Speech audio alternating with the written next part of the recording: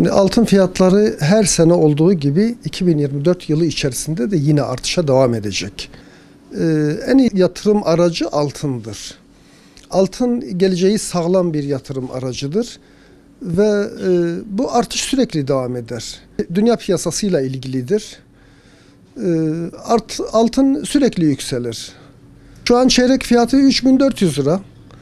22 ayarlar 1919-20 lira. Has altın 24 ayar 2060 lira. Yani bu 2024 yılı içerisinde yani benim kanaatime göre en az bir %60 bu fiyatları artar. Yatırım amaçlı yine gelip alıyorlar. Altın yine en sağlam yatırım aracıdır. Vatandaşlara tavsiyem artan paralarını, kendi ihtiyaçlarından artan paralarını sürekli altına bağlasınlar. 2023'ten başlayarak daha önceki yıllara baktığımızda altın her zaman kendini korumuş durumdadır.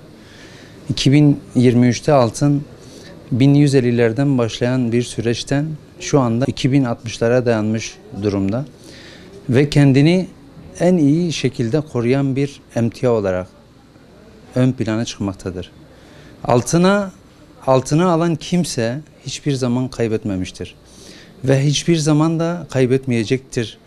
Bu yıllardan beri öyledir. Şu anda fiyat yüksek olmasının tek sebebi hem dolar yükseliyor hem altın yükseliyor.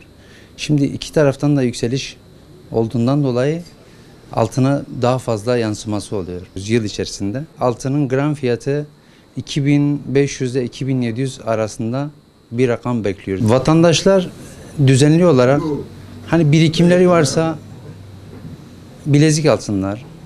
Bilezik alamıyorlarsa cumhuriyet alsınlar. Cumhuriyet alamıyorlarsa çeyrek alsınlar.